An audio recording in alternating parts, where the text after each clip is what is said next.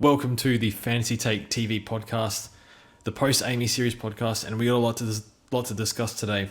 We'll go over the updates on the key players, the rookies, mainly the rookies and mid prices, but a few premiums as well.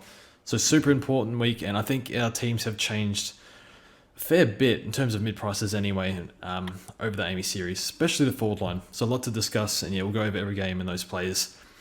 And joining me as usual is wearing his Arsenal hat. I think he's trying to give a hint to speak about EPL or specifically FPL. We'll leave it another time, mate. We'll leave it another time. Good, mate. The Gunners on a roll. FPL team's on a roll. I forgot Supercoach existed, to be honest, but I guess we'll have to talk about it today. But going well, mate. Going well. It was pretty evident from where you finished last year that you forgot Supercoach existed. So yeah. Yeah. Well, anyway, for those unaware, Enno's been flexing his FPL rank every 2 days on Twitter. And JD, how are you? I'm good, thanks, mate. Yeah, haven't been doing FPL or any of that nonsense. Just focusing on pure Supercoach, ready for a big year. That's how it should be. So we'll speak about the first game, which is Carlton versus Melbourne. And the key players here is he is back, one Patrick Cripps. So 440 or 450k, we know what he can do.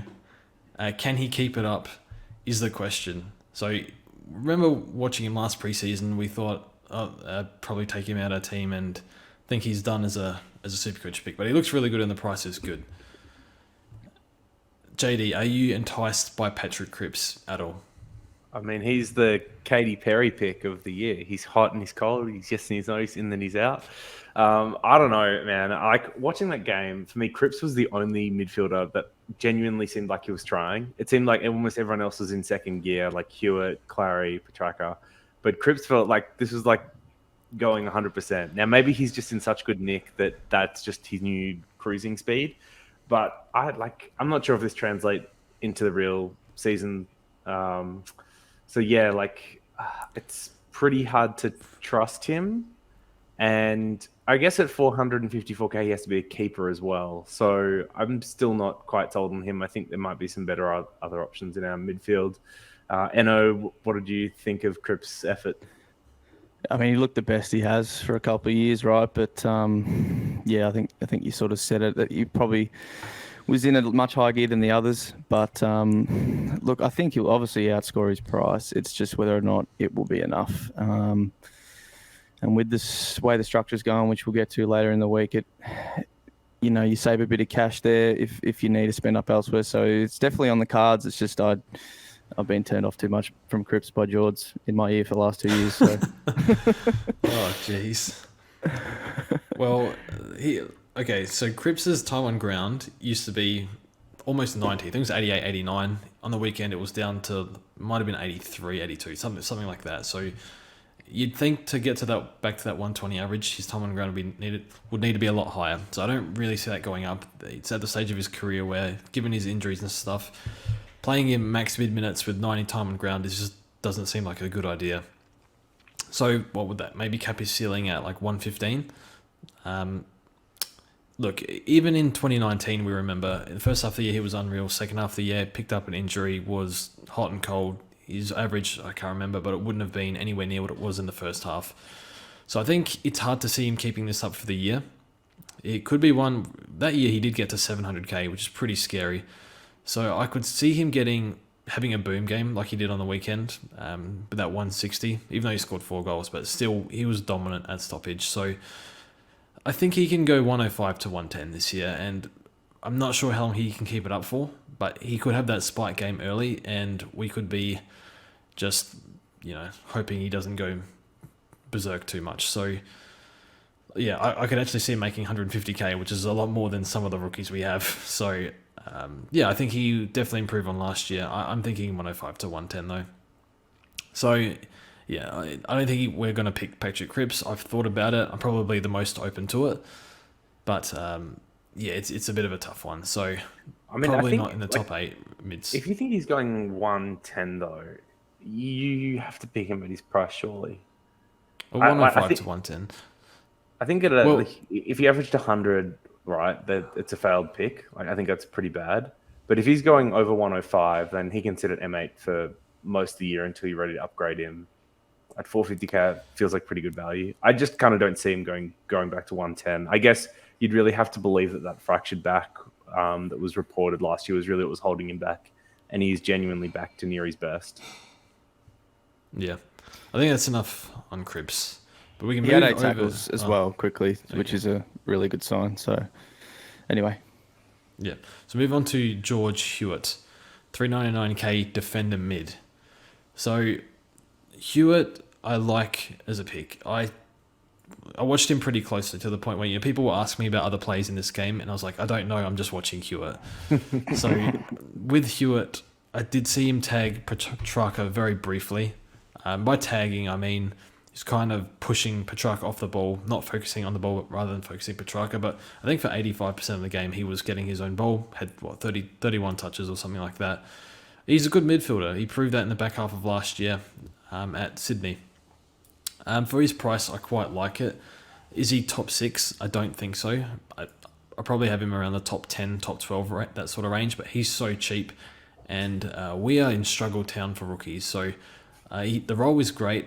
There might be a little bit of tagging at times, but he has gone 88 tagging in the past.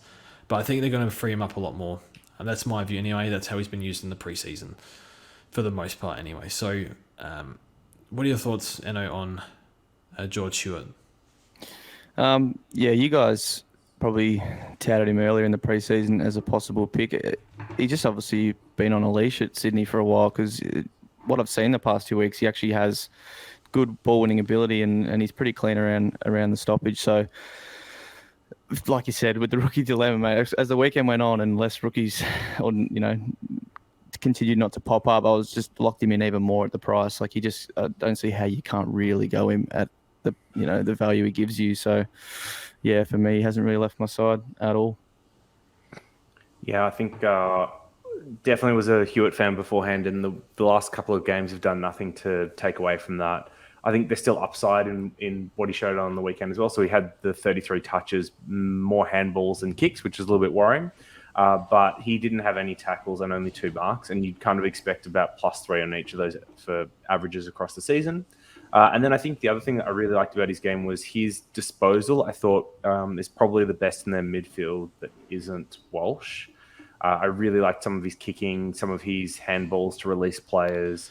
I just think like he actually looked quite classy, and he's someone that is going to be talked about probably the least in that midfield, but I think he's going to be one of the most important cogs them throughout this year. Yeah, I was really impressed with the stoppage work. So yeah, good points on George Hewitt. Now, Mitchell Mcgovern will speak on. Jeez, how did we get to this?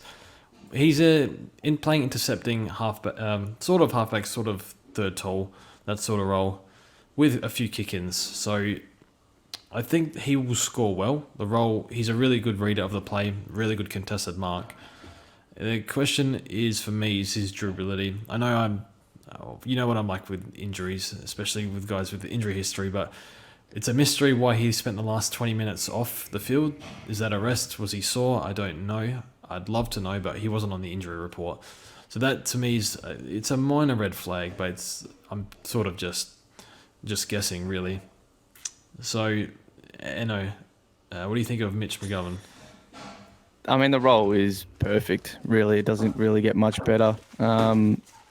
There's not much more needs to be said. It's his body. He's broken down continuously the last few years since coming across, and even before then, he was getting injured at Adelaide. So it's always a worry with him. And the only positive, I guess, is that there is a lot of 200k players. So if you choose him over another one, there's your Brodys, there's your Ralph Smiths, Cherries, and all that we'll speak about later. But there is maybe some outs if he does get injured, and all going well, he could end up like a possible Impey type pick from last year, which we held for a long time. So, that's obviously projecting ahead, and fingers crossed, for his sake, because he hasn't played much footy or much good footy at all for a long time, that he stays healthy. But obviously that's number one concern with Gov.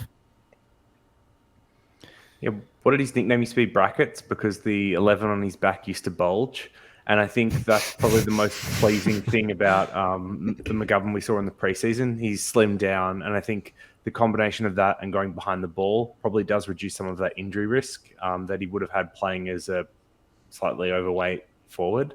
I really liked his game as well. I think you see a lot of half-backers kind of get overinflated scores during the preseason games, but when you see players like him intercepting the ball rather than just getting cheap free touches, I think that's a really positive sign. And I'm actually surprised by how much I'm considering starting Mitchell Mcgovern this year. So yeah, I can't praise him enough. He's done kind of everything you could ask for to get him into your side during this preseason. This is a stressful pick. I don't know what to do here. He's been in and out, but I don't know. We'll see. I think he goes like 85. We'll see. I suppose Doc comes back in. Probably doesn't affect him too much, but yeah, it's a tough one. So move on to Max Gawn. Okay, so for me, Bruce has been suspended, so don't have to worry about the threat of that, if there was any. So I guess it's Gawn versus Darcy. There's probably another option we could speak about after.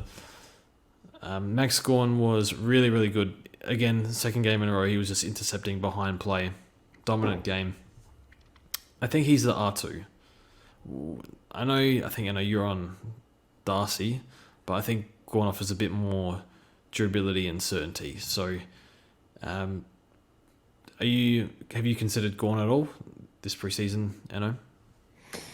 After the whole weekend, mate, I'm considering Gawn over Grundy with how well he has played. Look, Grundy obviously offers other things, but Gawn's been very, very impressive. And I don't know how you guys feel, but I haven't really seen much from Luke Jackson really when he's been in the ruck and whatnot. So he's always still going to be there, but Gawn's just clunking everything, and it felt like last year he was dropping everything. So there's only upside there, I guess, in a direct comparison to last year. But I'm definitely considering him. At least it throws up some headaches. But he's still only 30. Like, he's got a couple of really good years of footy left in him. It's just how much do they start to manage him, and is that probably a thing towards the back end of the year that starts happening as opposed to the start? I don't know. So, been really impressed.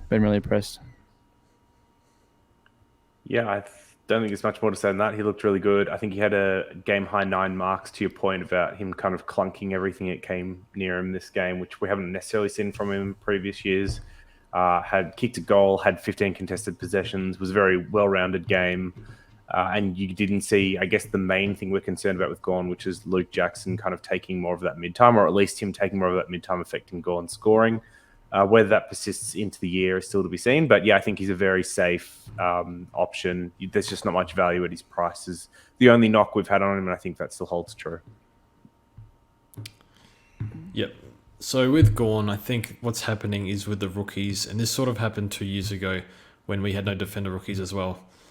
I also had none last year as well, where people went the Naismith route because they couldn't, they weren't willing to give up a premium mid, but they were willing to sacrifice in the ruck. So I think Gawn's ceiling, I think there's I definitely advocate Gawn Grundy or Darcy if you like him, but I think there is a case for cheaper or to do something in the rucks this year. I'll say Tim English, but we'll speak about him after. Soon. It's just it's getting very difficult to try and pull money out of somewhere. So anyway, we'll move on. But yeah, Gawn, fantastic pick, and probably in my side in round 1. Bulldogs versus Brisbane.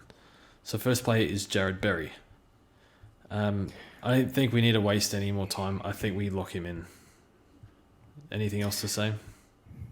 I'm set on him. Yeah, some weird reason I've seen people toying now, dropping him to find cash and all this weird stuff, but it's not happening for me. I don't see how you don't go with a guy with that much upside at his price. So lock it in. Yep, wasn't as good as the week before, but at his price point, we've seen enough. He's got the job security. He's got the scoring upside. His role's good enough. I think it's just one of those ones you lock in and move on. Yep. Next is Zach Bailey. I haven't seen him score well enough in the midfield yet. I feel like he scores most of his points up forward He had a few clearances, but mostly his scoring is up forward. So he's a pass for me. And that's all I really have to say on Bailey. But, the talent is there. I think he's a better forward than midfielder from what I've seen. But, when you verse the Dogs mids, it's very hard to get a read on how good a midfielder is when you're playing the Dogs mids because they get so much of the pill. So he's a pass for me. Any consideration, JD? No, I think he, spot on that he's going to spend too much time forward for mine. They've got enough other good midfielders. They need his X factor up in the forward line, which is just going to limit what his Supercoach potential is this year, despite how great of a player he is and how good he's looked in the preseason. Yeah, you guys probably hit on the nail on the head. I really do want to pick him and own him at some point, but yeah, he's way too good forward. He did have 6 clangers, which obviously killed him a bit, but yeah, anyway, he's probably not a pick with a couple of other options, and what we have to do on other lines. Okay, moving on to we'll go Tim English.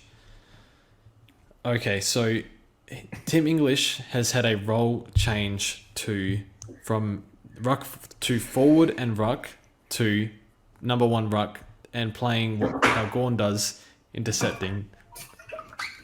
JD, not happy? Are you going to own up? Wait, we've got... Right. Hold on. We have got like half a dozen interesting, relevant Dogs and Lions plays we could be talking about, and we're somehow on Tim English at number 2. What? Eno, why did you make a graphic for this? This is insulting to our time. He told me to. Dude. Tim, no speaker than English. The rest of the Dogs players aren't relevant. They just pick them all. Like, we don't need to speak about too many others. But yeah, Tim English, go on, George. We'll let you have your speak. Well, if you're looking for money in the ruck line, you could look at Tim English. Why is that funny? No speaker. Sorry, I'm choking. Keep going. This is great. This is great content. People are loving this. Keep going. Well, I can talk if you stop choking and laughing. Well, look, there's a clear issue here. Look, Steph is cooked really bad. I don't know what their plan is with Steph. Beveridge has made clear and tried to defend English that they used him ruck last year to cover injuries, but let's be real, English's ruck work is an issue and probably always will be. That being said, his role, he said, we need Tim to be our first ruck. Bevo's words, not mine. So how long did he stay in this number one ruck role? Well, I think for most of the year, because Steph is cooked and they might use him a little bit here and there. And then, well, Jordan Sweet, I don't know. I wouldn't have a clue. So there's probably something I need to look more into. So one I'm considering, Tim English. And yeah, went 102 playing first ruck a few years ago, entering his 6th year now. I have him in my top 6 forwards at the moment, but there is uncertainty with Tim English. Is there anything else you guys would like to add besides laughter? There is a world that we live in where he could average like 100 for the year and be relevant. I just think it's not worth starting in your side. You wait and see if that role eventuates, and if the scoring eventuates, and if it does, pick him up. But I would not be starting English as a pick. Yeah, I would agree wholeheartedly there. I'm just getting desperate for money, put it that way. Yeah, that's what it is. That's what it is. Yeah, I'll probably end up going with Gawn though, but I think it's some food for thought there. We can also quickly touch on Adam Treloar. Gone in for shoulder scans. He's a no. I'm not going to lie, he was in my team on the weekend at one point. The upside's insane, but yeah, the man is made out of glass. They're going to give him more mid-time than last year. I think that's almost certain. So maybe one to look down the line.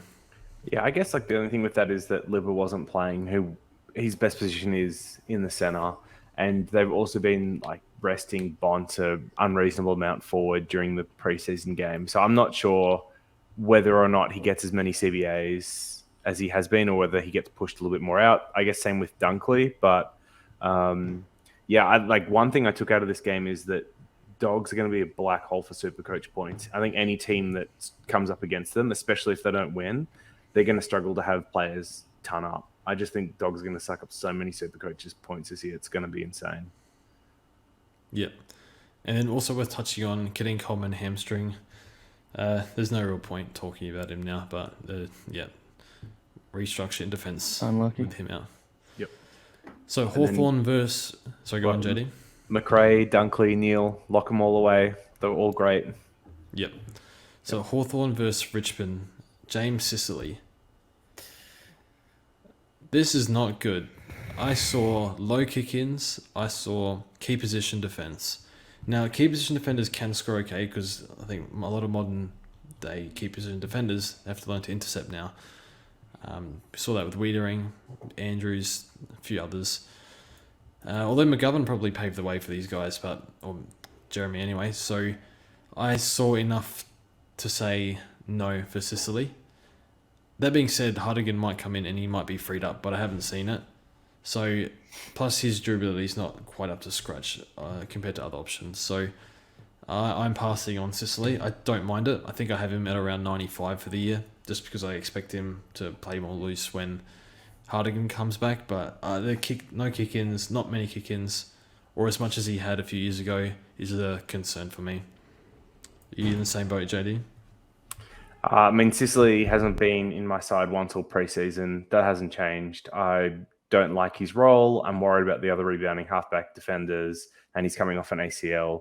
The price point is the only thing that's slightly attractive about him. And even then, you pay 50 more for Whitfield. You pay 50 less for Hewitt. Sicily just does nothing for me. Yep, not much more really I can say.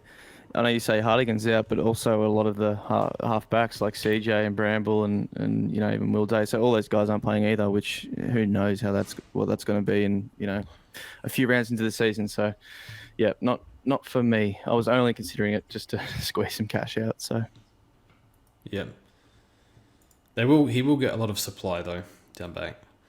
So yeah, Hawks bottom too. Yeah. We can go to Hugo Boss. Man, I like this guy. I was watching the intra-club, the Tigers streamed a few weeks ago, and I tweeted straight away, like, this guy's the Hulu replacement. He's playing really well. He's got a bit of X-factor about him, a bit of flair, run and carry. I like him a lot. I think you guys would be mad not to play him at Richmond, but with Vlossen out, does he get pushed out of that defence? I don't know why you guys are persisting with Dan Rioli, to be honest. Too many clangers from simple kicks with him, but I'm not the coach. So I hope he plays. I think he will play, but does he get a halfback role? Do they push him up to half forward and wing, which they did? The coaches have flagged with him in the preseason. So that's an issue. So I don't have Hugo at the moment, but if something goes wrong with one of my 200k forward mid prices, I think he's probably the out to that. So I do really like him though. I think he's gonna. Yeah, just impressed with him, but yeah, a bit of a potentially a role issue. Yep. Yeah, that's the one thing is whenever he's played AFL before, it's been up the field. That could be a possible, switch. But look, I had probably Rioli ahead of him before this game. I probably still had him, pretty tight with Rioli ahead at halftime, but he had a massive third quarter. I think he scored about 50 points in the third. Looked really impressive. He just gets into good positions and attacking ones as well. He's not getting cheap stuff around the back. He's actually trying to move the ball forward or get into positions where we're able to move the ball forward. And Rioli was just clangers everywhere. So I think Hugo has jumped him. The only thing now, it's just getting real murky with, obviously, like you said, Vlossen to come back. Now Grimes apparently is in doubt. So say Grimes doesn't play and Hugo and whatever, Gibcus and all that play. How do we know when Grimes come back? What's the situation there? I don't know. It's really weird. With Bolter possibly being thrown back for a game just for round one, I don't know what's going to go on. So it could be murky with these guys getting picked round one, how it looks after that. But it's something we'll just have to monitor and see when the team sheet actually comes out. What's it look like and who fits where? So that's the only thing really I have concerns. I think he's jumped Rioli if that's. The question we're asking. I think there have been many points before where players on your list have jumped Rioli, and Rioli still got a spot in the 22. So that's the part that's really hard for me, is that he does seem like a bit of a protected species. And I agree with everything you guys have both said. Like, his drive off half back, I thought was the most impressive. He actually showed explosiveness and like line breaking ability that, you know, even short doesn't really possess. So it's actually something quite different to the defensive setup. He was obviously really raw though, and a lot of his disposals weren't particularly great, or the decision making wasn't executed as well as it could have. And I think those are the knock. So yeah, it's very much like the reason why these picks fail is either they're a bad football player or their job security isn't good. And I think the latter might be the risk for Ralph Smith. Otherwise, he would be an excellent pick. If I knew he was best 22, he'd be very hard to say no to. Yeah, I like him. It's just hard to fit in. And yeah, the role and job security sort of issues they haven't really been made clear to us. So yeah, I like him a lot though. And then probably two rookies we can touch on. Josh Ward. Man, thank God we got a second game to look at Josh Ward, because I wrote him off a week ago, and then what did he have, like 20 contested?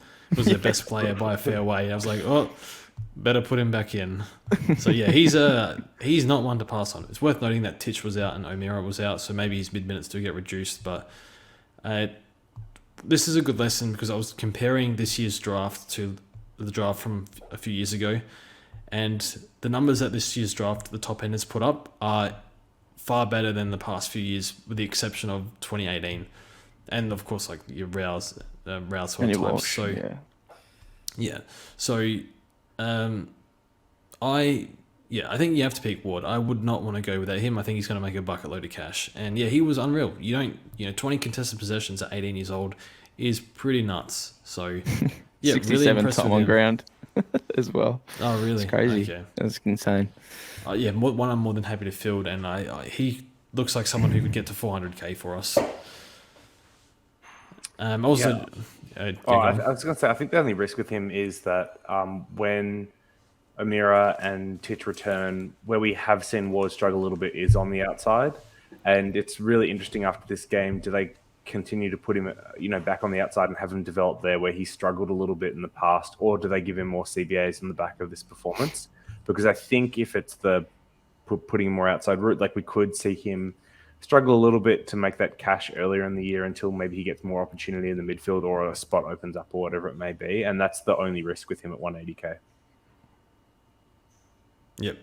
We ain't got nothing else to pick, man. Lock him in. And then we have Conor Mcdonald. So he's on 7k. Yeah. I think he plays, and he played well on the outside. He played okay, nothing really spectacular. Probably a bit of easy ball, but I think he's had a really impressive preseason, apparently, according to training reports. So any of the coaches seem to like him. So I think he's one I'm happy to stick at M11. Junior numbers I think they might be better than Ward's, although I think they were pretty good. McDonald's were a bit more uncontested. So yeah, I think I'll pick Conor Mcdonald. I don't think we have much choice either. So hopefully he does play. I think, he's played the past two games, so why wouldn't he play the next game? So I think we can move on from that game and move on to the mighty Crom versus the pair. So first player is Zack Butters. So on my rankings that I'm going to release on my YouTube channel this week, Butters is my F2. I think he's a lock. I think the ceiling's too high, and he's been really, really impressive. Was a bit quieter for patches this game, but still came out with a respectable score. His contested game is one of the best I've seen in the entire game. It's pretty good. So yeah, Butters is locked, and the CBAs might not always be there, but he follows the ball around the ground a lot. So lock him away. I suppose we've got nothing to add there. No, the biggest difference between him and someone like a Zach Bailey or some of these other like 400k forwards is that he doesn't seem to need 60-70% for CBAs to actually like hit that ceiling. Even with like 30-40%, I still think he's going to average like 100 to 105, which is pretty crazy because then there's upside on top of that. So yeah, just one that's locked away and really injury risk is about the only concern. I think he can average 110 for what it's worth, honestly. It's crazy how good he is. Yeah, so just quickly, next premium we have here is Jordan Dawson, who did not play. I will not start a player who has a calf concern 2 weeks out. I was really excited to see him play inside. I think it's worth noting with Laird out and Seaman seems a fair way off, there is opportunity for Dawson to play inside. And I've been really excited to see this because the coaches have been glowing with praise for him to levels I don't think I've ever seen at this club. So I'm really excited to see Dawson. I can't pick him because I haven't seen it yet. And the calf as well is slightly concerning.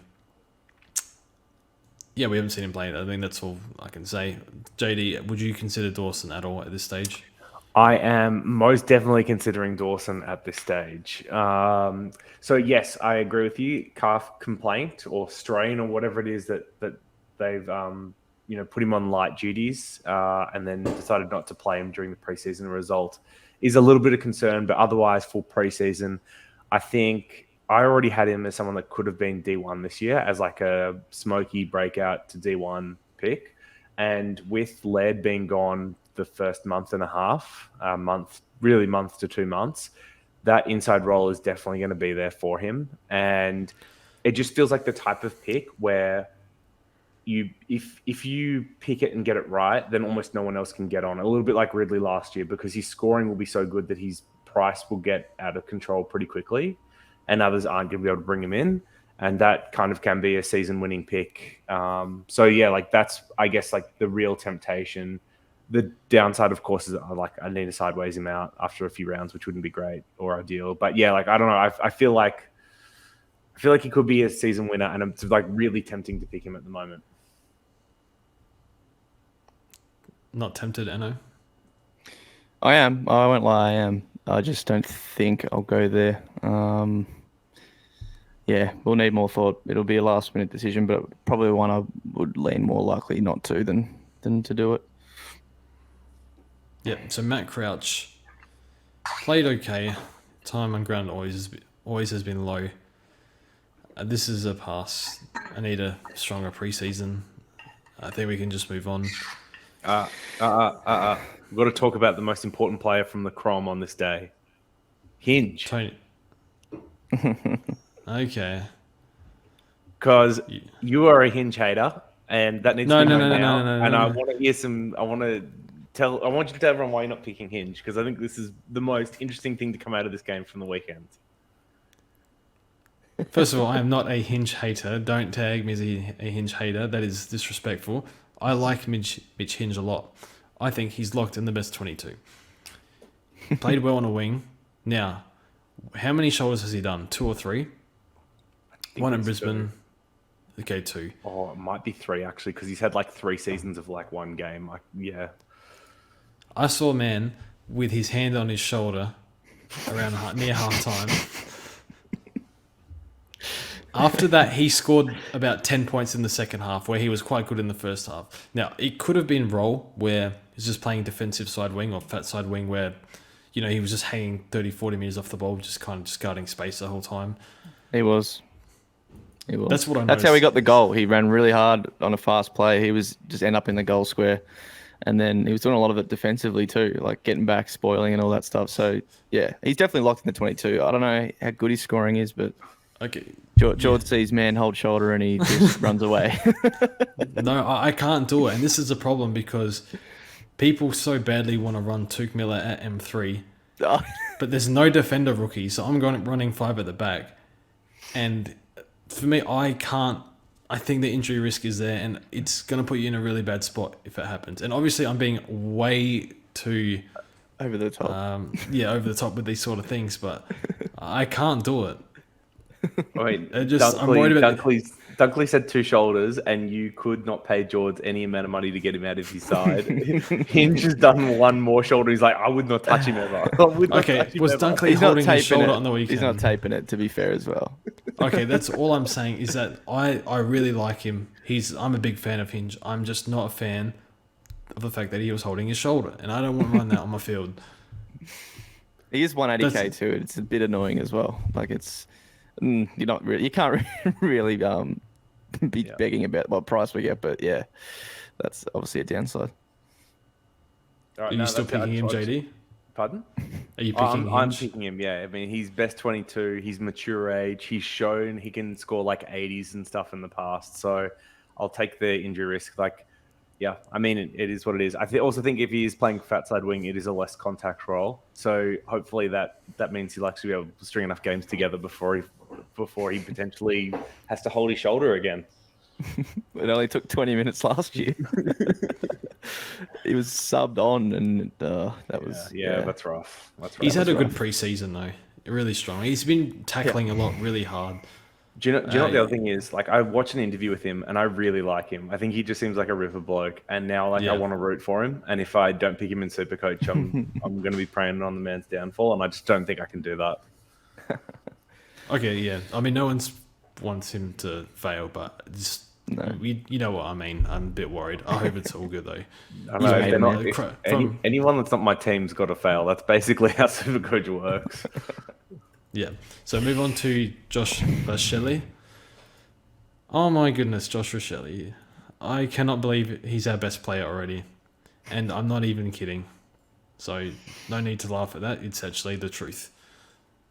Do you field him? Do you bench him? I don't know. But he's one I'd definitely start with. And I think kick 6 goals in 2 preseason games. Like, it's unbelievable. I know it's preseason games, but yeah. Works and really losses. hard. Yeah. So, you know, in the games where he doesn't get those goals, he's probably going to get, 11, 12 touches and give you a 50 or something. But one I'm more than happy to field. And I guess if you're deep in your forward or your midfield, depending on how you structure up, I think it's okay to bench him. I think it would be a bit painful if he has a day out and you have him on the bench. I can definitely see that happening, but I think he'll be on most people's field. So I'd not one I'd go without Joshua Shelley. It's got Jimmy Rowe from last year written all over it, where like 1 week he scores like a 80 or 90 and the next week a 30, and you just field all the wrong scores. Like, I can totally see that happening with Shelley this year. Yeah. Probably playing a bit more high up the ground, is he, maybe, to get a bit more touches. Yeah. So that's probably a little positive, but yeah. And going to be a better player as well, but yeah. Yeah. Yeah. So Mead, I didn't see enough that I liked from Mead. I don't know if he's best 22. That's all I really have to say on Mead. Pow Pepper, probably. Straight back in. Yeah, and Mead was one that started the game as well. So he actually got, I think, game time from the opening bounce. And I thought, like, Sin in the quarter and a bit that he had went past Mead. I think there's no reason why they wouldn't bring back in Pow Pepper over Mead as well. So I think that seems super unlikely we get him. Quite worried about that. Yep, and then Sin. Well, I think if he gets named, you pick him. If he doesn't, you don't. I think it's simple as that. But yeah, we thought we were getting Sin, but he only played limited minutes this game, so a bit disappointing. Well, just quickly, JD said it before. It's probably got sub written all over it, doesn't it? With Sin for like early season. I picked Bergman last year. He played round 1, but then he was like sub for a couple until he got to go in like round 5 or something. So that's probably Sin for a couple of weeks. And he bloody comes on for a 3, then we're stuffed. I don't think they debut him as a sub. Surely not. That's disgraceful if they do. Yeah, I guess so. It's happened before. Yeah. And then McEntee, I think it is, possibly filling in for Robbie Gray. Do you have any thoughts on him, Anna? Well, he played 80% game time and he was there from the start while before Robbie got injured. So it seems he's in the mix. Obviously, his role won't be great. What do you have? 13 touches and a goal and scored a 60. Obviously, he probably, has a small forward, could put out some worse scores. But to me, he seems like he's going to play. So, he's mid forward. Could be someone we chuck on the mid bench if we get absolutely zero there. So, yeah, I think there's a good chance he plays. Yeah, who was Port missing? It was Fantasia, who's out for a while. Is probably like the only other small forward that isn't SPP, although like midfield rotations. And then they're missing Dixon, but it's obviously a tall. So yeah, it's interesting. Like, he might actually get games. Yeah. Just won't be that great of an option, but again, we take what we get. Well, I mean, the forward line actually looks like we can start to be a little bit picky now between the 200Ks and then the. Even the he just has the mid eligibility too, which is handy if we get absolutely nothing there. True. But we won't talk about structure. But yeah, he looks like someone that could be a pick for round 1. Yeah, so moving on to Eston versus Sankira. So I didn't see this game, but I assume Jack still, like the last game, didn't try until the last quarter. We tried to win the game. He's locked for me. I don't think he broke a sweat all game. I think he just jogged around pretty quietly. Was a pretty nondescript game, and he didn't score overly well from a Supercoach perspective, but it's also not the type of thing you worry about for primos in the preseason.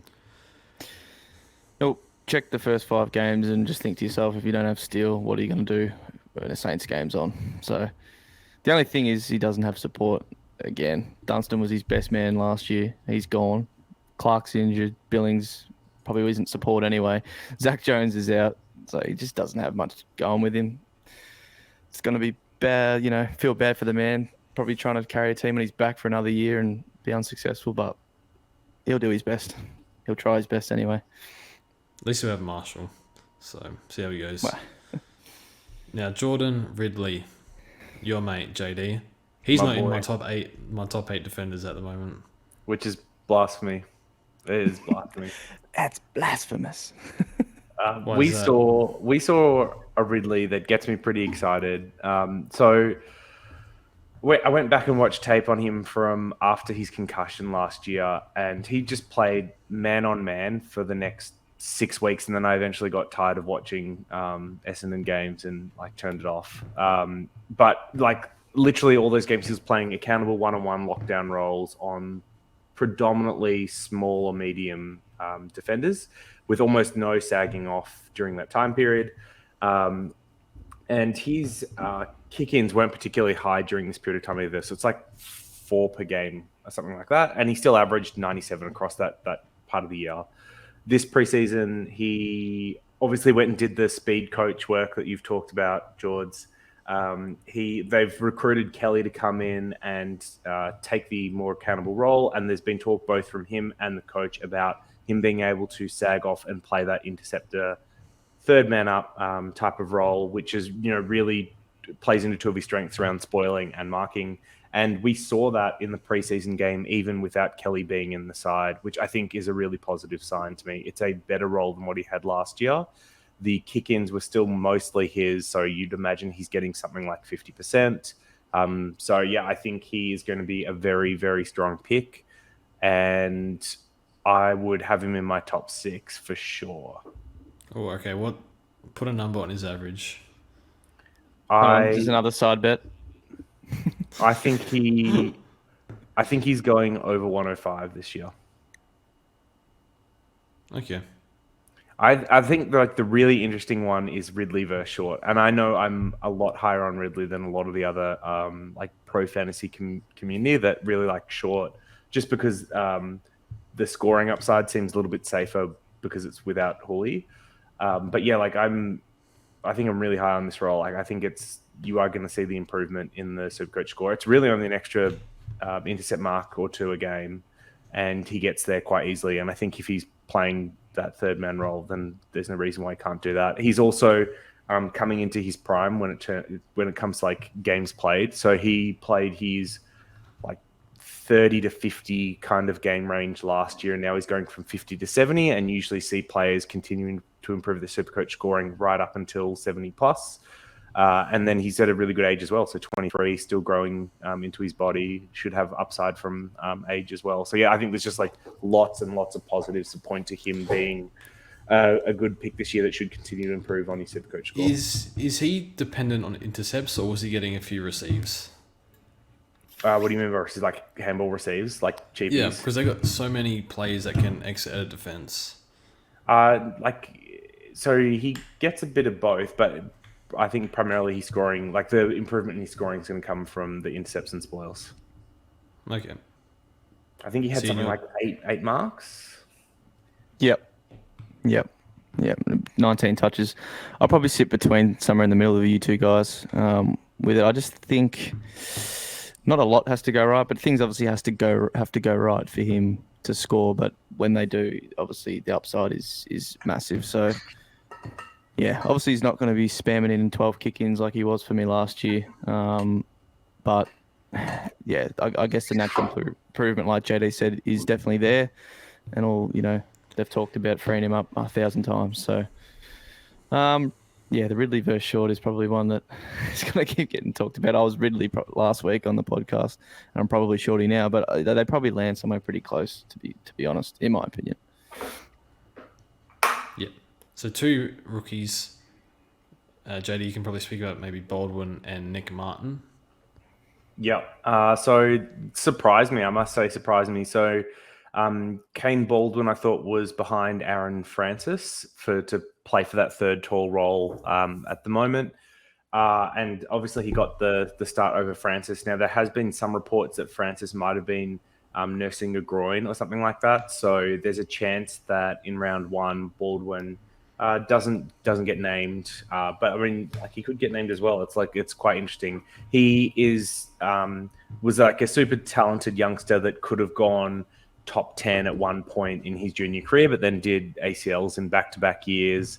And so Eston picked him up, I think, as a rookie, like a rookie list player, and they've been building his body ever since. So actually, like, a really decent physical frame for a 19 or 20-year-old, whatever he is, and does have a bit of upside. But yeah, I'm still like somewhat shocked that he is in round 1 consideration. And then Martin was one of the 2 players that Essendon picked in the supplemental part of the preseason, with Wanganeen being the other. He came on and looked amazing in his 42% game time. He had 16 disposals, a shot on goal which missed as well, and just looked really lively around the ball. I think he's from Subiaco, so a WA boy, and looked really good. I'm also a little bit unsure about how he gets a spot in round 1. We still had Shield and Stringer and Kelly to come back. So we've got 3 names to kind of come back. I can see where room could be made for someone like Martin, but I worry that he is someone that'll be a sub for round 1. I feel like he excelled in coming off the bench and having a high impact in the last part of this game, and maybe that's where he debuts for round 1. But both looked really good, and if we got some kind of signal around their job security, I think either would be startable in your forward line. Okay, that sounds positive. I think you 2 both just like tuned out for 10 minutes while I talked about random Essendon rookies. Yeah. Oh, he stopped talking. All right, on to the next one. Okay. All right. Look, I was doing something else, I'll be honest, but yeah, hopefully they play. I think Nick Martin's probably the better one, isn't he? If he gets a game, clearly Baldwin, sort of a third tall or whatever, is not the best scoring power, but Martin looked pretty good from what I saw. So yeah, pray we get him. And then Nasiah Wanganeen Millera, and then Machito Owens. Did you watch these 2 play, JD? I missed this game. I did. So I actually didn't catch much of Owens. Just didn't stand out to me, but I think he probably had the better game of the two of them. It's just Wanganeen Millera stood out playing on a wing for St Kilda. He's got a very light frame still. He's very, very slight when it comes to size and stature. But you can see there was a couple of plays where his kicking was on display, and you can see that he does have that skill that could really translate into the AFL level, especially once he's got a bit of size on him. I think the interesting thing is with Clark and Billings injuries, there does seem to be the potential that a spot opens up for either Owens or Malira in round 1. So, yeah, keep an eye on both of those to see who debuts, if anyone does at all. Yeah. Next game we can go to is GWS versus the Pies. First one we have is Braden Bruce. He's suspended. He looked good though. He did. There's nothing really to say on Bruce. Look, if he's on the bubble and he's playing first ruck, or we get some indication of his job security, we'll look at it then. He's suspended. I don't think you can start him now. So moving on to Jordan De Goey. So this pick is in the mud, which is awesome. Because it was already in the mud. I did not want to. I did not want to pick this prick, but looks like we don't have to. So he's playing forward half midfielder, and yeah, their style does not suit cheapies at the back. Look, there is a chance he might come good and he gets a mid time, but he was deep forward a fair bit. not great.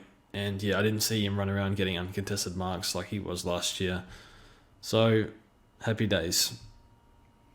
Like Collingwood's midfield looked woeful. It looked tragic, if we're being honest. They sorely lacked Taylor Adams. There was almost no inside Grant. You look at Lipinski, Crisp, and who else did they have in there as like third two? There's just no ball winners. Tyler Brown was getting minutes, mate. Oh, just shocking. Grundy's the best midfielder. Grundy, and like when Pendlebury actually went through the midfield, it looked much better, and they're planning to play him behind the ball, where I think his like speed may be a liability. I'm quite worried based on what I saw. I know it's a 1-game sample size, but that did not look like a good midfield group that was going to work well. And I actually think the most promising thing for De Goey is that he does offer at least a bit of grunt and maybe a bit of hardness at the ball that some of the others don't. But yeah, you've got to hope that Adams comes back and fixes that midfield mix, because I don't think Lipinski and Crisp is a good call. So we can probably move straight on to Jack Crisp then. Oh, you don't want to talk about Lipinski first? What did you message me, JD? What's the nickname? Listinsky? Jesus, he got injured. Someone kicked his ankle in. He was on 24 at quarter time. Okay, that's... Yeah, like 4 handballs. 5 handballs. All right, look, I saw someone... Going at 40% or something as well. Like, they were not... Oh my God, he handball. had 1 quarter, not even, and he got injured. Okay, I think we reserve judgment on Lipinski. What I will say, though, is our Lipinski Rail Brett is not looking good for me. I thought it was better. I thought I that. gave you Shield, not Lipinski. But, I mean, Rao's going to beat both anyway, so it kind of I've doesn't lost matter. that bet. But look, I think Lipinski's good for 90 average. I thought he was pretty hard at the ball. He's clearly worked on his contested game. But like, this was the audition for him to against a top midfield. This is the game I've been waiting for, and then he got injured. But off what I saw in the first quarter, I probably didn't see enough. So, yeah, worry about that. I guess we don't. Don't worry about that. Don't worry about that. Ever. Role. Did they like update him on if he's going to play round 1 or not?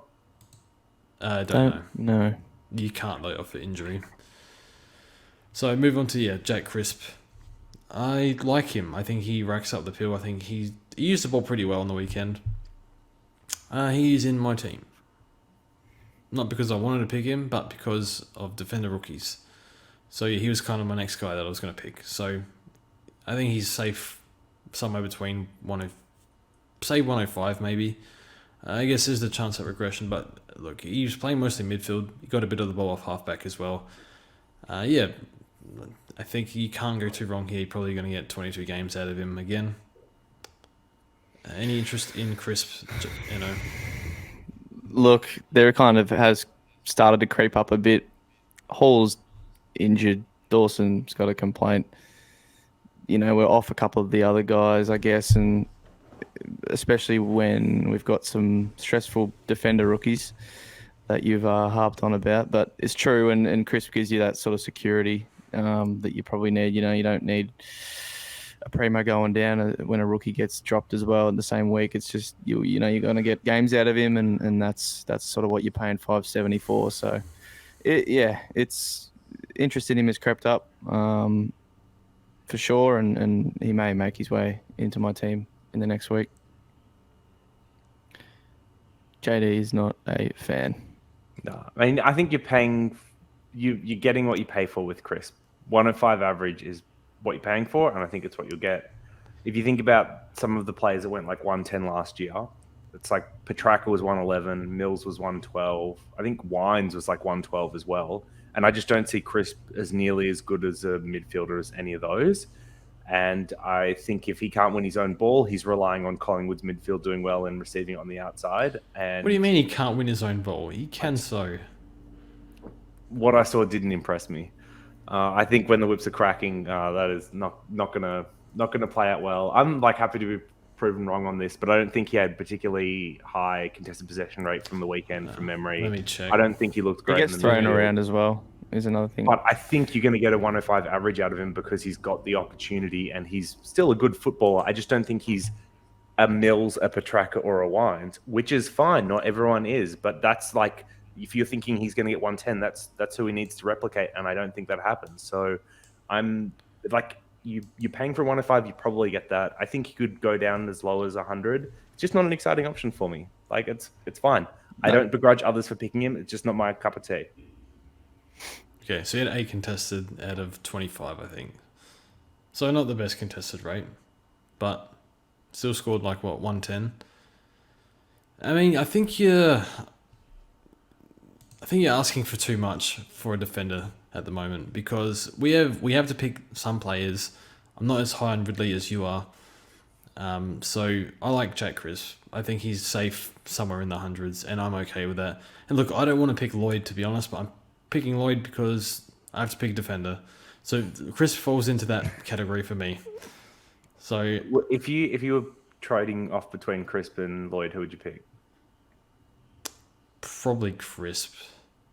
Oh wait, I'd probably get rid of Crisp. Sorry, You'd probably get rid of Crisp. Okay. Yes, okay. I'd take Lloyd. Okay. But yeah, I'm happy to pay. I'm not super excited to pay $570 for him, but I was really impressed with his preseason games, and he was really good in the back half last year. And he scores in the midfield, he scores in the defense. There isn't a huge difference. So I'll pay. I realize I'm also putting myself in the line of fire because, like, I spoke pretty harshly against Hawks last week in some of my videos, and then Collingwood this week. Like, I'm going to get some of this stuff wrong, and people are not going to let me hear the end of it. But hey, whatever. A lot of people will be talking poor on them because they're two pretty poor teams. That's just the way it's going to be. Yeah. Don't worry. Hey, but Is there any rookies in this game? Can we talk about Dacos for a second? No, well, he's insane. We're wasting our time. He's a lock, yeah. Yeah, I want to say one nice thing about them. You've ever heard of compliment sandwich? Who cares? It's a lock. Great. Everything else sucks, and then Dacos is also good. Now let's move on to the next team.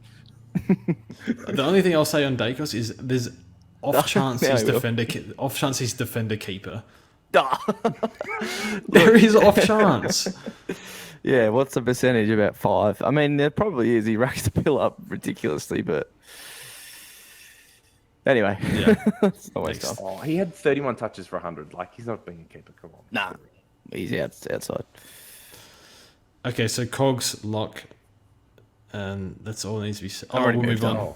Okay, well, just quickly, Cogs lock. Whitfield was okay. I don't think you have to pick him, but I think he's a very strong pick. And Josh Kelly, don't get trapped. Oh man, He did look damn. insane. Full inside mid roll. None of this wing business. No, he'll probably start half forward flank round 1 without any warning again. All right, move on to Swans versus North. Oh man, Horston did it again with Isaac Heaney. I saw him start the forward line, and I'm like, okay, that's okay. He's probably going to move into the midfield, and it's quarter time, and I'm like, he hasn't moved into the midfield yet. It's never all quarter. I'm like, oh my god, 6 years in a row he's done it. But he's trained the whole preseason there, and there was no Papley, no Buddy. I tweeted people. I was getting tagged in Twitter and Discord like, lol, George, you idiot, you fell for it again. Well, when your Never profile learn. picture is Isaac Heaney's Supercoach price, like any profile, then what do you Oh expect? my god. I honestly, like, I'm trying to think as rationally as I can here. He's still a 90 average forward. So the floor is okay, and the upside is with the mid-time. But I just sat there and laughed. It's like, oh my god. Anyway. Like, but yeah, the role was fool me horrific. once, fool me twice. Like, you're up to like fool me 4th shame on horse. I don't know where you at, George. Yeah. How many times has this been? That being said, I still don't mind him as a pick. He's in my top 6 forwards at the moment. I like him still. I think with a full preseason, he looked unbelievable on the weekend, even though he was forward and he played. Look, I don't think there's a much better matchup than North for Isaac. He plays them early as well. So, yeah, they rested him last, 10 minutes because it's wet and they don't need to play the Stars. So, yeah, I think he can push 100 this year. I do worry with injuries he does move forward, but he can still score there. But it is very volatile up forward. So, and I think probably it probably has less to do with Heaney in terms of like picking him in Supercoach. I think what's happened is a lot of us are going for the 200k, 250-ish players in the forward line to cater for the defender rookie disaster and save some money to help out the defender or pay up in the midfield for these, 200k rookies as well, or a row if you like that. So it's I don't know if I'll start Heaney, and the only reason why I don't know is because rookies have kind of forced our hand here. But I really liked what I saw apart from the role. But yeah, I've spoken enough on Heaney and how he scores in certain roles and what sort of happens there. So anything else to add, JD? No, he looked good. Role's unfortunate. Wonder how much the no Buddy plays into that, and then Mills kind of making a surprise return as well. So I feel like a few things might have all happened at once there to have that happen, and we could see a point where he does, return to the midfield as the year kind of progresses. But I mean, yeah, it's pretty funny. It's pretty funny. Okay. I guess we can move on to Jake Lloyd. Now, I've been saying that I do not want to pick Jake Lloyd, but I will pick him because we've said enough about defenders at the defender rookie situation. So I think Campbell took some of his kickouts. He was getting bulk kickouts last year in the second half of the year, 75%, and only averaged 106 with a 75% kick in. So you kind of see where I'm coming from, where I'm not super high on Jake Lloyd. But I think maybe Sydney's list, it's gotten a little bit worse because of the trade period, and Steve Mills is fully fit. He looked fine, but he only played half a game. So they might be down a few key players on last year. We'll see how that goes. But yeah, I think he's safe. I think he's somewhere in the hundreds. I don't see 110 anymore. Eno, are you picking Jake Lloyd? I'm actually not at this stage still. I saw him up the ground quite a fair bit up on the wing, which is not where you want him just taking cheapies out the back like he has for a while. They want to move the ball quickly, Sydney, as well.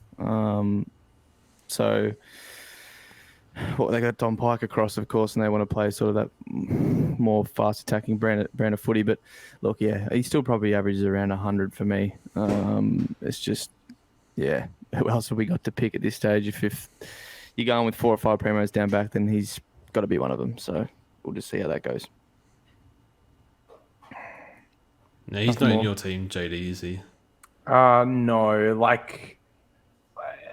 I wouldn't mind if he was in my team, but I also think he's fine to bet against. I don't think you're going to get hurt too much by not having him at the moment. Yep. Okay, so next we have Christian Jerry here. So I think he's a lock. This kind of came out of nowhere, or this one I didn't take notice of over the preseason, but if he's playing first ruck and he's proven to score that in previous preseason games when they didn't play Goldie first ruck, I think you just pick him. I guess it comes down to see if he's first ruck on team sheets, I guess.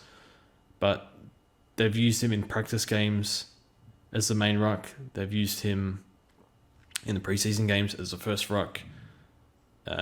All signs seem to point towards him being a first ruck, and they've got to be pretty stupid to play Goldie full time at this point, even though they've been doing that for years. So I think we pick him for 200k in the forward line. Maybe we try and dig up a little bit more info, see if Noble says he will play mostly ruck. Goldie looked okay forward, so yeah, I think he's a lock. Yeah, there's a few things on Cherry. It's first intra-club, he was on the A team rucking against Goldie. Obviously he got concussed again. He hit Almac. They concussed each other, and that's why he missed last week's game, the unofficial practice match, and then straight back in this week and attended more ruck contests than Goldie, and in an actual article today from Riley Beveridge that I think JD posted. But yeah, he or North did way better in the clearance game with him in the ruck than they did with Goldie. So that's all positives. But then CCJ was out, and he's going to be fit for round 1. He's coming in. Do they play all 3? Comben's still out in the wilderness as well. That's the question mark, is how good is the job security? So who really knows? It's just that they played hardball with St Kilda to keep him. They really, really love him. It doesn't have to be full. It doesn't have to be first ruck. You can still share it pretty evenly and be a good pick still. So Yeah, I really like him. Anything more, JD? There's probably not much else more for me to say apart from you just need to watch team sheets for round one, really. So if he's named on the ball as the primary ruck, I think you take him, and that's regardless of who else they've picked in the side. But yeah, like even more promising if you see CCJ and Goldie and they're trying to run all three. I think they're at the point where they're rebuilding and transitioning, and this is Goldie's last year. So if Cherry's ready to make the step to the next level, which it very much seems like he is, I think Noble said he was like in the top 5 or 6 for them. I think there was an argument maybe that he was best on ground. That's definitely been the case with some of the other preseason games as well. So he seems like he's ready to make that step to the next level. So yeah, as long as he's named on the ball as the ruck, you take him. If not, I think there's other good forward options we can move him to. Yeah, I'd be shocked if CCJ took his spot as a ruck because he can't ruck.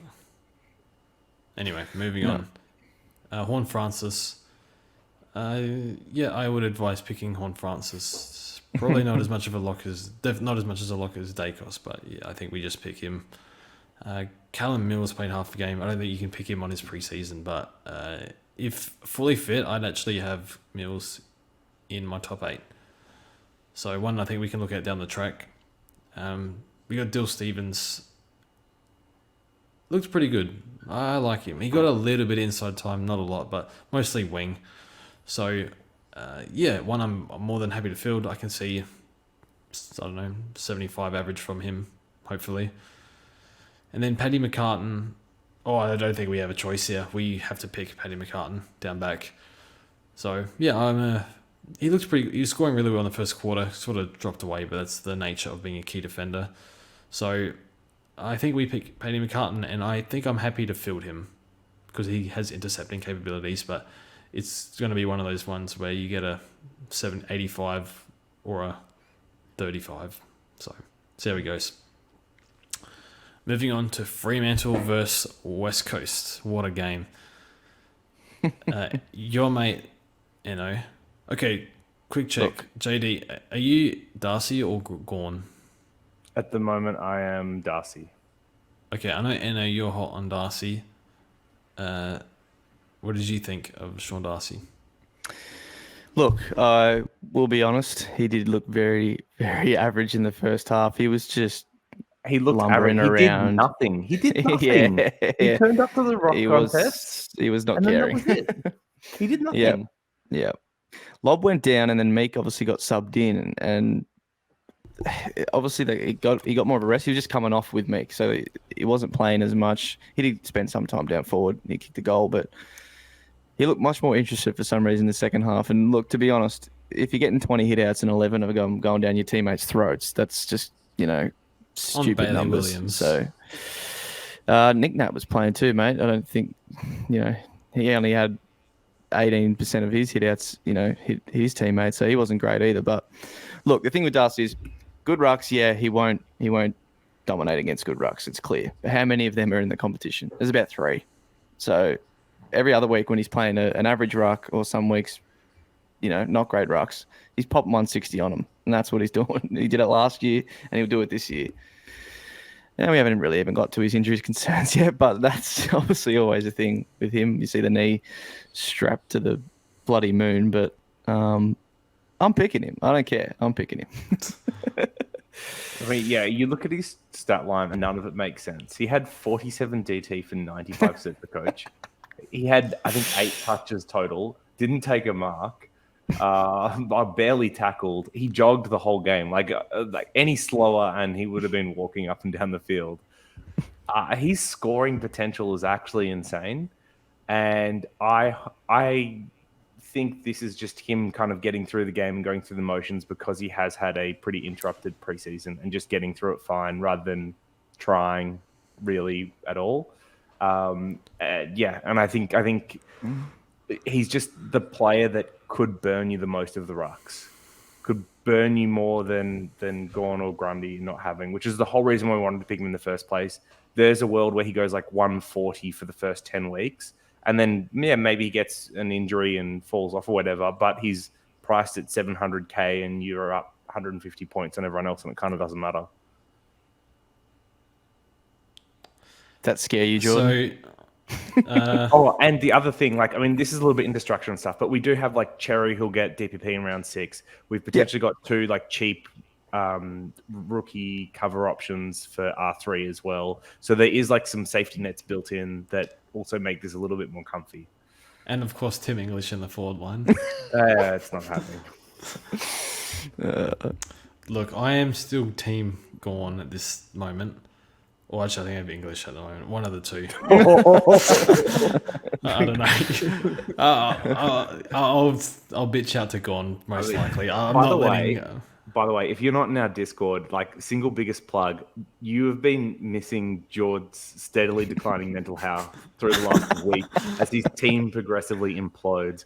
I'm hoping he pulls out of a tailspin and gets it together before round 1, but there's some straight comedy value whether it's been intended or not. There was half a day where I had Neil at M2. It got pretty bad. Okay, yeah. Honestly, yeah, I just need to think straight, but I'm happy with my team. It's just wait. It's just okay. Move on. Save that for Thursday. Yeah. So, yeah, I think basically I have Darcy as my R1 in my rankings, but his durability means I prefer Gorn, and it's as simple as that. And I'm not going to change that now. So I've already decided that. But yeah, I completely understand, and I do worry very much what he can do to non-owners. So next player we'll look at is Will Brody. This is weird because just mixed reports from his preseason, but everything the coach says, the kicker with this pick is Longmuir is kind of talking him up, like saying they rate him, they like his inside work.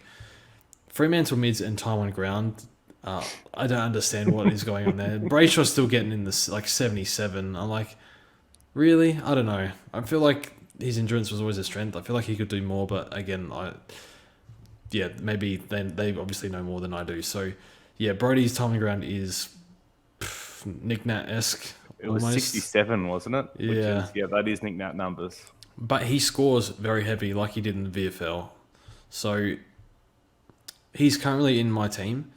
I am a little nervous, but the only reason why is because he can score. They kind of need someone who can win clearances. And yeah, the main thing is he gets the endorsement from the coach. So that's carried, though, yeah, Longmuir's pretty much played him into my team, put it that way. Is he in your team, Enno? I think he is at the moment. Yeah, I've got him instead of, well, there's all those forward options, but I do have him. Just see if he's picked round 1 and go from there. But look, I don't love the pick. Watching him play, he's obviously really good inside, and then you just don't see him on the screen until there's another ball up. Like, that's just how he is. But he's actually good when it is in the contest. So, yeah, I've got him for now. JD, you've been reading preseason reports for 3 months, so you've got that in your mind of him behind like Sean Darcy with Darcy in the running trials. I mean, but like it plays out in the field. He scored a 67. Yeah. It's just that he had the scoring that goes with it. So yeah. I guess like the other considerations are like, and this is where I've drawn parallels to like Paddy Dow, is what happens when Fife and maybe to a lesser extent Tucker come back. Does he get pushed more forward, and he then doesn't have the same points per minute anymore, and he's got low time on ground, and then all of a sudden 80s and 90s that he would have scored are actually more like 60s, which would be pretty disappointing at his price point. I guess like the only other good positive was that Mitch Croden, who's Mitch Croden, had like 12, 13 CBA. So there's clearly at least one other person that could go out of the midfield before Brody does. I'm really struggling with this pick. I kind of don't want to start him and have him behind Cherry and McGovern at the moment, but I don't know. Like I mean, first Cripps and then Brody. It's mind blowing that these could actually be picks, and I'm stuck between like, do I just go with what is the common knowledge of Supercoach and avoid these players, or like, do I get baited into the trap? He's 225k, and there are outs to him if something goes wrong. I'm okay. Who are the outs? Who are the outs? Hugo Boss. So then, he's got to work though. Yeah, or just go to, I don't know, go to a rookie. I don't know. We'll see what happens. There's outs. I just don't know who they are. Well, This is why- I think Hugo will be like- okay. That's like if you start Cherry and McGovern. If you're starting 3 of them, then yeah, there's only one other. Yeah, but I think if you start 2, then like you've got a good out. Yes. Yeah. But then you risk all 3 pop and then you miss one, which is kind of what happened with Zeeble All 4 and could Herity last year. Yeah. No. See how he goes. I'm okay with picking him. I'm not super confident, but I'm hearing what I want to hear. Put it that way.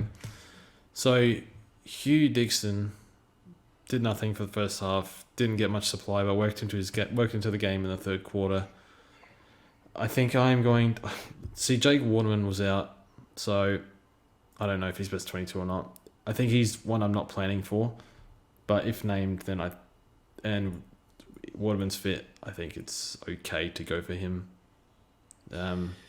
He could be he's going to be a slow burn regardless, but I don't even see Josh Kennedy playing every game this year either. You can't see that. I know he might find a way to get up, but he was getting rested last year, so it will play, I think, Dixon. Yep, and then, sorry, how do you say this one? Is it Hoff? Hoff. Yeah. Hugh Hoff. Mostly not a very good contested ball winner, but can win a bit of uncontested ball. I think Shuey was talking him up during the game. It's pretty much all I got on him, to be honest. Hoff was another one that started slow and kind of built into the game as it went on. I thought that was true for a lot of their walk-ons and rookies. So like Joyce, Hoff, and Dixon, I thought all started slow in the first quarter, but then got better as the game went on. But I think that's also because the game was basically over after the first quarter, and Freo eased up. So yeah, it's hard to know what to make of that situation. Yep. So move on to Geelong versus Gold Coast. So worth noting that we watched the first half of this game and then we started recording this. Because that's all we needed to see of one Matthew Rao. Is that where you're going to? Take it away, You go mate. ahead. Take it You away. take the floor, mate. Oh, I mean, what more can you say? So we do have the full stats. The game's finished. So 27 touches, 18 contested, 7 tackles. He is the contested beast that we've known that is definitely back in his game, and he looks phenomenal doing it. Apparently, there was a chase down tackle on Danger, which I'm dying to get off and see after this. He scored 124, JD, as well, just to throw And then that in there. 124 Supercoach points, which is, amazing. I mean, obviously, Cats looked pretty bad for a lot of this game, and I felt like the Gold Coast midfield in particular was on top for the whole thing, that at least that we saw anyway. And I don't think that changed in the second half. But yeah, I mean, this is 2 back-to-back games we've seen that make Rao the serious, consideration of the 350k bracket of mid-price midfielders. The only knock that you could have on his game is that the spread on the outside isn't there, and that does limit his, potential to really go up into the upper echelon of midfielders, because he's not getting that cheap possessions, those marks, that link-up play that could get him an extra 10 possessions a game, even if they are uncontested. But he is looking very, very nice. And I think I'd made predictions of something around 100 Supercoach average is what I saw him at a few weeks ago. And I think we've seen enough to say that seems reasonable for now. I pray this man or this kid doesn't get injured again. It'll just be the worst thing ever. Obviously, you never want to say that, but yeah, it's awesome if he gets back to this and continues it, because he's clearly an absolute star. So, yeah, it's awesome to see. Yeah. So I'm in deep shit for the Lipinski now. You got Dylan Schiller's backup. JD will still give that to you, because I think he's confident that you can take the field. Where's my French in me, my white flag? Anyway, yeah, watching the first half, it's just his contest work is unreal. It's just, you don't get away from him. He just tackles you too hard. He wins it in and under. He's just really good for Supercoach scoring. Do we have to adjust to get him in? Oh, it's so hard, because we've got so many good rookies that popped up in terms of on-field option, in terms of Juan Francis, Dacos, Ward. Then you have Berry that looks like a must-have. You're starting McRae, Steele, and Neal. And so that really only leaves one spot left between, like, do you go another premium midfielder like a Took or an Oliver? Do you go, which we'll cover in a second. He was also phenomenal. Or, like, do you want that Cripps or Rao option? Like, maybe you can go even deeper and maybe take a Ward off your field. It just seems so tricky to fit some of these guys into the structure. It's tough. Yeah. So move on to Took Miller. Now, first of all, I am not anti-Took Miller. I'd love to have Took Miller in my team, but I also don't want dog shit on my defense line. So I'm finding it very hard to fit him in. You're listening to a man that wants to pass up on Took Miller because he so much hates Hinge. Like, he's such a Hinge hater that he's like, I am not a Hinge hater. Why you spin it like that? You hate You're his a Hinge hater shoulders. for Supercoach. You hate. Crazy. Okay. Apparently, yeah. Took is just insane. What he ended up with 32, 9 tackles, a couple goals, 14 contested. That's just the Took of the whole of last year, pretty much, and it ain't stopping. The first 10 minutes I saw Wits hit out to advantage to Took, and I'm thinking, well, we didn't really get that last year. So there's arguably more upside there. He was my goodness. 145 Supercoach as well. I mean, and obviously you don't read too much into the preseason scores for these primos, but his work rate, he just looks faster than everyone else on the field. Like, he's got some like agility, nimbleness thing going on that makes him look great. And yeah, like, Witt's back. I think the Rao, Anderson, Took, Miller midfield looks great, much better than, the midfields we've seen from Gold Coast over the last couple of years. So, whether having that extra support is beneficial for his scoring, it probably will be, because you'd expect them to be more competitive for longer in a lot of games. But yeah, this is, we already thought he was a good pick, but feels like he's getting right up there to, like, you could consider him over someone like a Steele, which, is blasphemy sitting next to George and saying that, but that's where he's heading. I think you could too, yeah. I think my initial thinking was maybe Rao takes tackles off him, potentially. So maybe he just goes like 125. I think he's going to be that 125, 30, 130 range. Yeah, you just see... I'm not sure if anyone's seen someone rack up the pills so quickly. Yeah. It's just more the structure, the cards we've been dealt in terms of we have a lot of great mid-rookies to field. And yeah, we're already speaking about nothing defense. else. So it's just finding the balance. Yeah, so it's going to be pain sitting through not owning him, and I don't know what to do about it. And then Oliver as well. Imagine Oliver has a 200 game, and we don't have him. We're priced out of him. So yeah, I think probably Took's probably a little bit scarier though, because Oliver's maybe a bit more susceptible to a tag or a down game. So, I think that's all we really have to say on Took Miller. Unbelievable pick. It is worth talking about one of the rookies in this game, which was like a bit out of left field in De Koning. So he popped up out of nowhere in the sense that had been talked about as a player for the Cats, but the big knock was that we thought he might score like 20 or 30 for the year and be pretty average. He put together, in the end, 70 Dream Team, and I think something like 90 Supercoach, 93 Supercoach, which is when we're desperate for defender rookies at 123K. Can you see yourself, not starting Sam De Koning? Nah, he's in. Yeah. No Stewart, so there's probably a little bit of ball that he will take up, and I don't fully know the Geelong situation, but I've been told Jack Henry is obviously due back at some point early, which doesn't fill you with a lot of confidence as to him keeping his spot. I don't know who they drop. No, I don't even think Chris Scott does. So, that obviously doesn't sit well, but he's not really touching your field. So, I think you just got to hope that they replace Henderson like for like with De Koning and are happy to let him develop and grow as kind of that, I guess, third tall for the year. Playing alongside Henry, Stewart, and someone else obvious that I'm forgetting. There's like your coloured Dajni and all that stuff.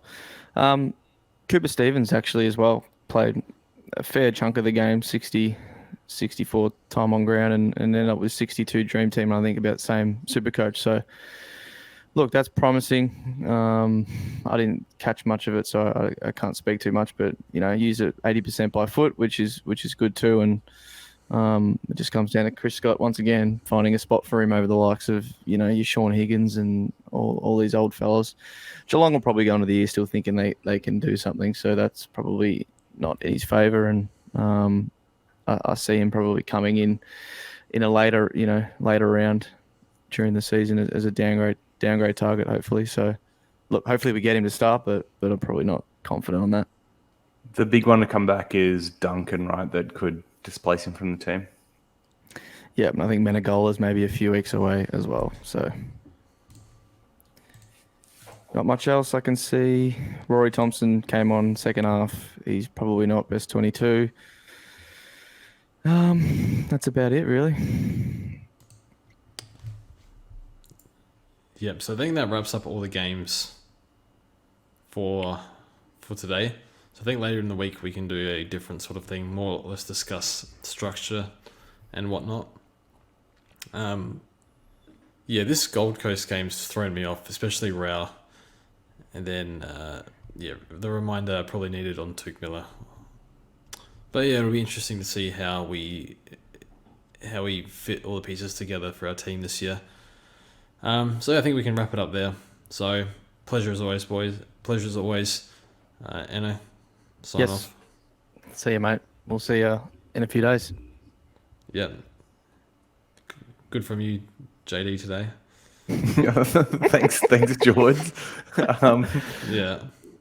When we touch base next, let's make sure that no speaker is not spoken about. Polly Farmer at R2, mate. We will speaker of no speaker. Don't you worry about that. Oh my goodness, it's getting desperate. You need to at least that. it's interesting. At least it's interesting. Yeah. We're not just locking players in and just not thinking about it too much. This requires a lot of thinking. So that's good. I'm sure we'll figure something out. But yeah.